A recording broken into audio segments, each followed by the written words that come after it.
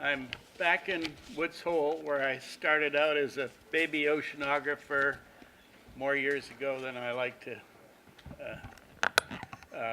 remember. Just where do I press for Just moving? press that That arrow one? key. Okay, great. Mhm. So I'm giving two talks today. This morning is really about getting around on the ocean and hopefully doing good things while going around on the ocean. And this afternoon, I'm going to start where Jim led off and basically try and give, through a series of examples, as many tricks of the trade of working with nature's operating instructions. And so all the intellectual property will be floating around this room by the end of the afternoon, hopefully.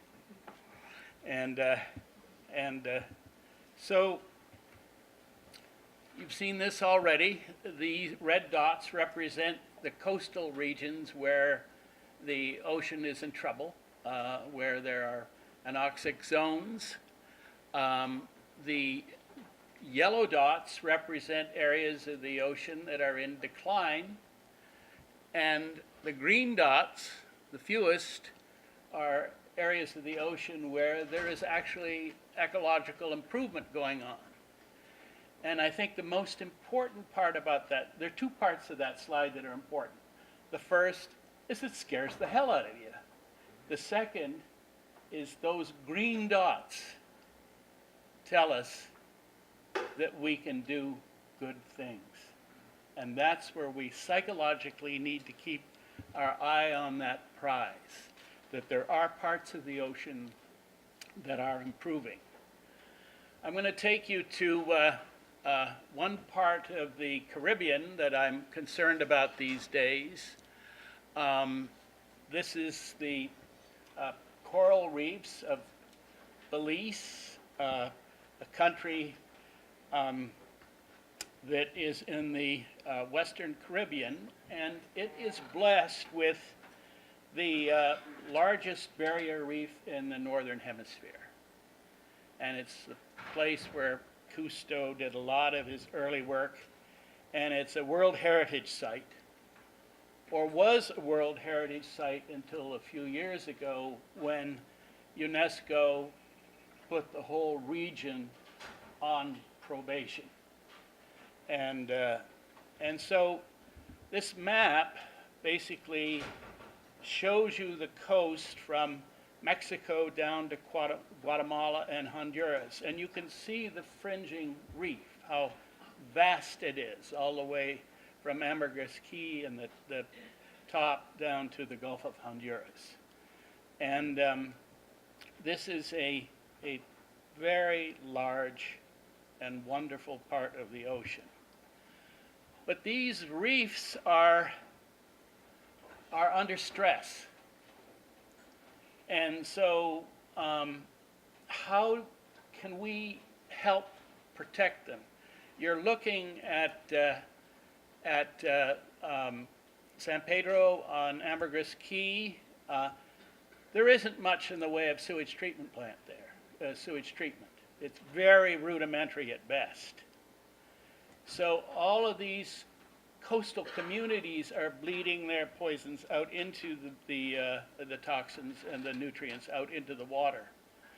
And then off to the west and to the north, the agriculture, which is very chemical intensive, is also producing agricultural poisons which are moving in to the reefs from one side. So they are, in fact, if you will, under siege. And the question then is, and this is one of the Blackador Caye, which is very heavily impacted by agricultural chemicals.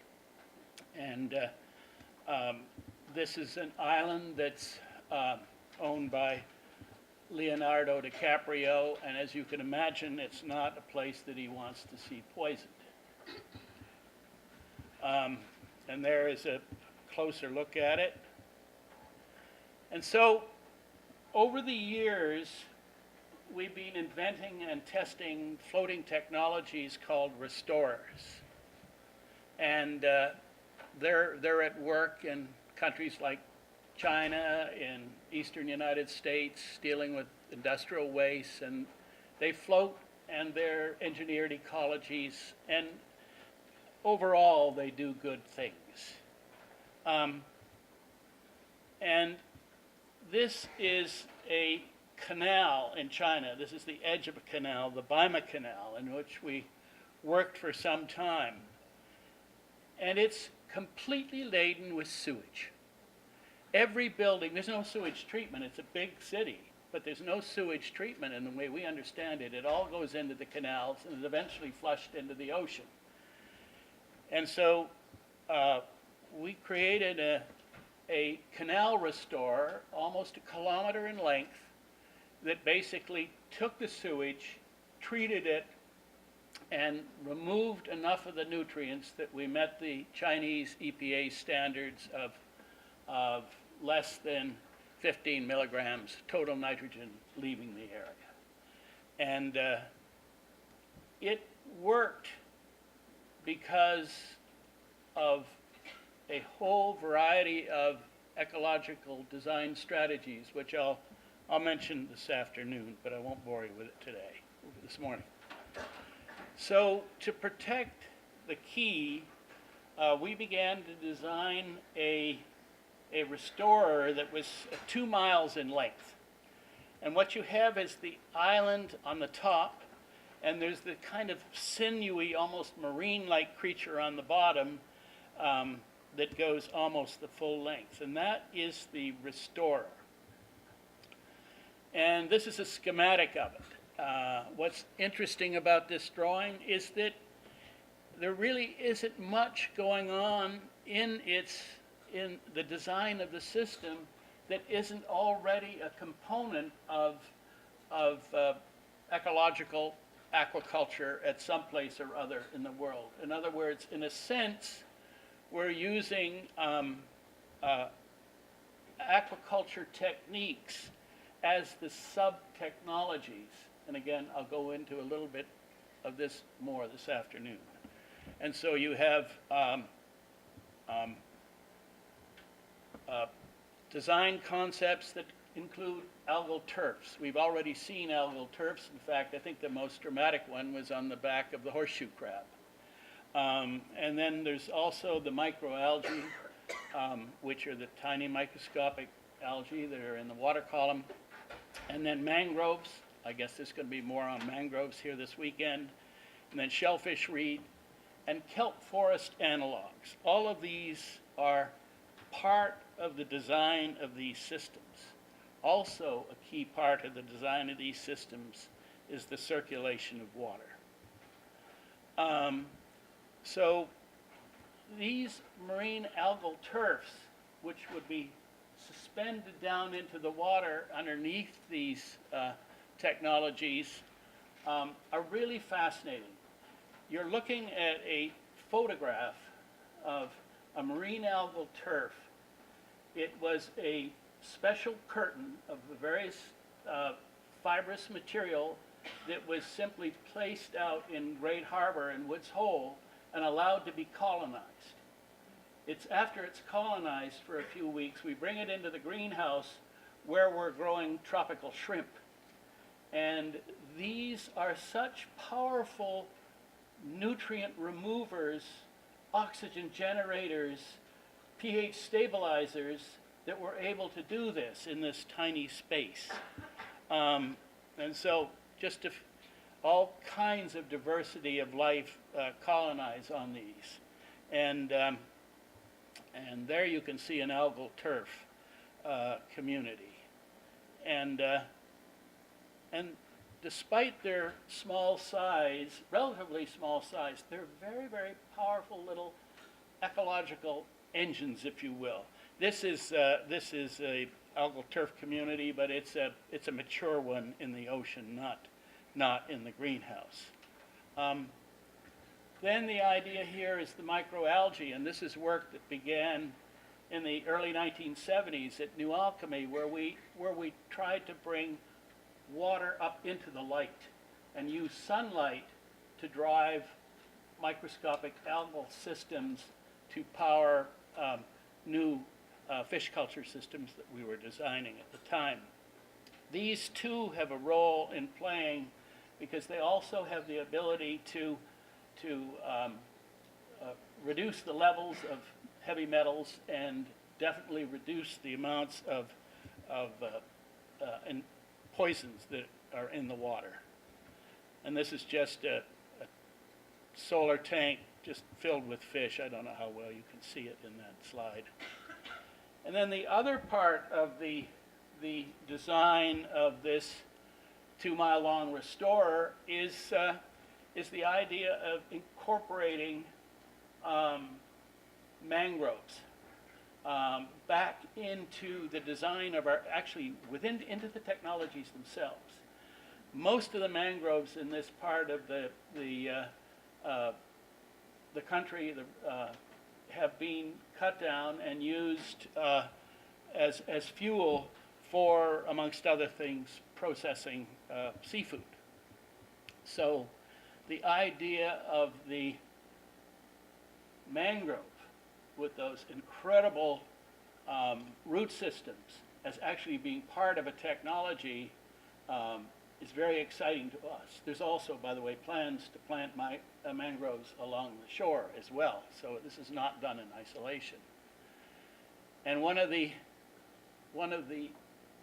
my great teachers, Howard Odom, made it very clear that one of the best places to study food system of the future would be to study mangroves, that they've got all of the information that we might need to create detritus-based food systems for humans. So, very interesting communities. The other idea here is to make sure that these technologies, which, as I say, also influence water circulation, are places that people want to go, places that people want to be. And so places to take your boat to go fishing and what have you becomes a very, very critical part of the planning of this kind of a technology. And so just in a very simple way, we've done some back-of-the-envelope calculations. And as you can see, that a considerable increase in the populations of fish and other important creatures just by the presence of these. And we've actually seen these increases in biomass in systems that we have done in fresh waters. So the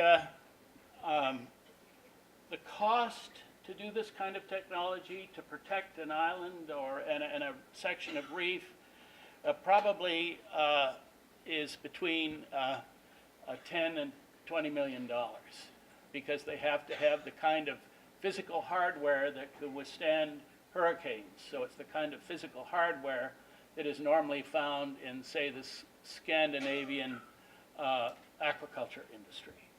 Very, very robust. And but at some point, that high figure will probably come down as we learn to design, and we're working on this now, aikido technologies that work more with the ebbs and flows of the sea itself. And that's the next big frontier for us, or one of the next big frontiers. So I just couldn't help but get to boats, because they're very much on my mind these days. And I've looked at more green projects. We just, not too long ago, finished a project with Sir Richard Branson in the British Virgin Islands. And we made this lovely eco-machine to make sure that all the poo was recycled into something completely new. And that was that was a great green technology, but I was horrified to see these fuel-guzzling support ships that normally support the offshore oil industry being used to transport all the stuff that we were doing down there. It didn't make sense to put in a green carbon neutral technology when in fact it would take you 25 or 30 years just to pay for the damage done by the big working vessel to come in. And so for the project on the Western Caribbean, we decided we wanted to develop a carbon neutral ferry and light cargo vessel that is completely powered by the sun and the wind. And yet, like a fossil fuel vessel, able to keep to a schedule. In this case, a 10-knot schedule, because we were moving work crews back and forth on a twice daily basis. And so we called it the Polycano Project, of course, after one of our favorite creatures of the region. And it is the brainchild of a rather brilliant Canadian naval architect, Laurie McGowan. And so it's wind and solar, estimated cost of the prototype, and this may happen fairly soon, is about $1 million. Now, $1 million seems like a lot of money for the Tesla of the Sea prototype. But compared to some of the yachts that are sitting in Falmouth Harbor right now, it's chump change. So, you know, it's all relative. And but we do know now that we can have, you saw it had the biplane rig and some other interesting innovations and a fair amount of photovoltaic cells on board, but we know now that this kind of goal of ocean transportation is getting closer. And I was thinking, somebody was saying about the embodied energy to get a jet into the air. And we get into the air in a jet in order that we can get to London or France, right? But, you know, 15, 20 years ago, there was the Concorde, and we stepped back from that.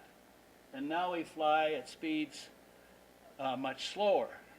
Now maybe we want to start thinking about stepping back even further and saying, well, why don't we go to Europe and maybe take 5 days getting there, read a good book or something like that, and live really less stressful, more elegant lives. And so this is just another view of it, and then just to show you that even some of the details that are important, like it's designed to be able to go up onto beaches as well as harbor. It has deck access. It has a wheelchair, and it has there you can look down on it and see the seating. It is a functioning work vessel, and a larger version of this, by the way, now is being conceptually developed for the marine aquaculture industry, particularly the offshore kelp industry. So this stuff is starting to move ahead. There's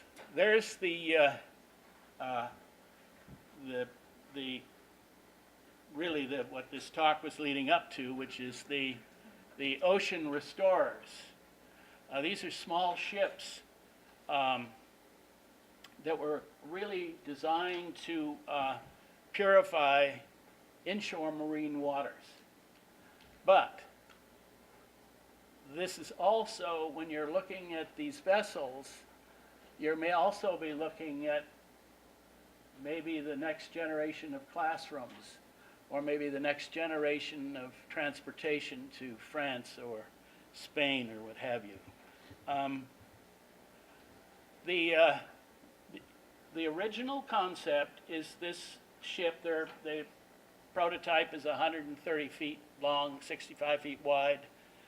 And between the hulls, it's a catamaran, between the hulls are living technologies for purifying inshore marine waters. In other words, the water that flows through the hulls is then introduced, and there are several ways that it can be done. One being a mode when the vessel is moving quickly, and the other being a mode when the vessel is anchored or moving very slowly. But the main idea, and I'll show you the original concept, is that between those hulls and down into the sea, down into the water, are analogs of seagrass communities, are analogs of oyster reefs, are analogs of kelp forests, and then the algal turfs, which we've seen before. And the idea is that large volumes, millions of gallons a day, would go through here, and the water would be exposed to beneficial life and beneficial microorganisms, and possibly be significantly improved. This is still speculation as to what rate of improvement we will get. But we've had quite a bit of experience working with treating flowing water, which I'll show you a couple of examples this afternoon. So there it is. It's also inspired to have a lot of accommodations so that, and there you can see the framework for where the ecosystems between the hull, the treatment, the eco-machine part between the hulls will be, and they can be lowered up and down. And when they're raised, the living systems that I'm talking about are sprayed. When they're in the water, they're directly exposed to moving water between the hulls. So it's a very interesting concept. And again, we have the biplane rig to take advantage of this type of a hull design, and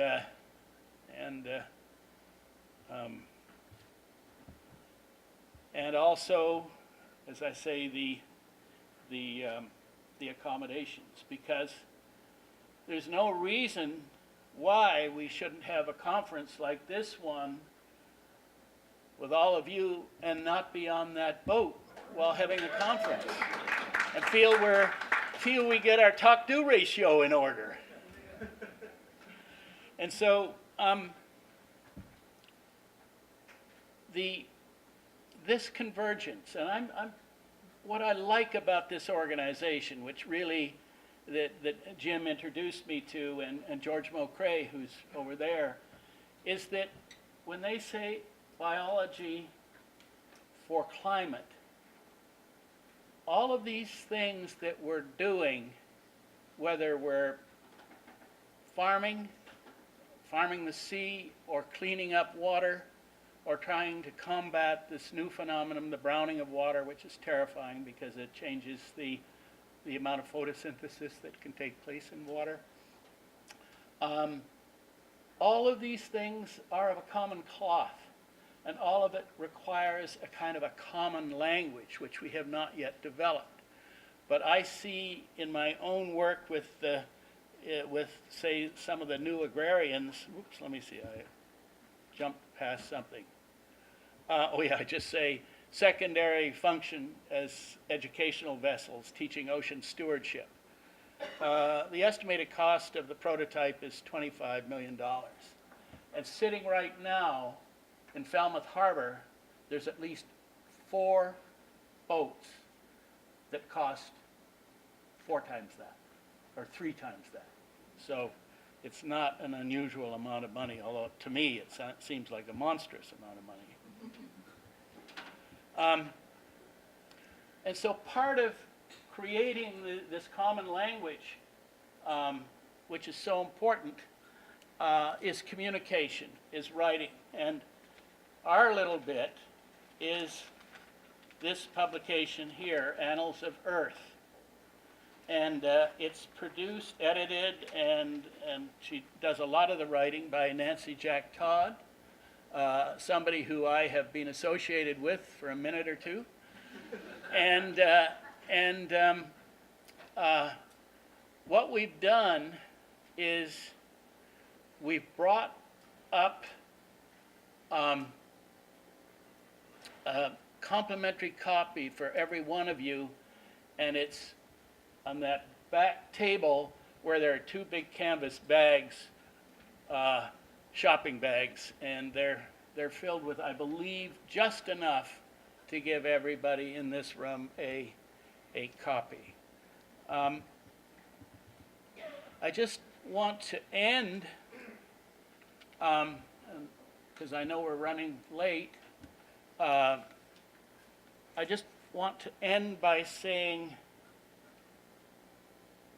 it's sobering what the human family is doing to the planet. It really is sobering. And the emerging political climate, not only here, but say in other parts of the world, is not looking great. And yet it means we're going to have to redefine what the alchemists of old called the great work in a way that we can all do good things in wounded places. And that's really what our lives are really all about. And when I think of it in those terms, I'm actually optimistic about the future. Thank you.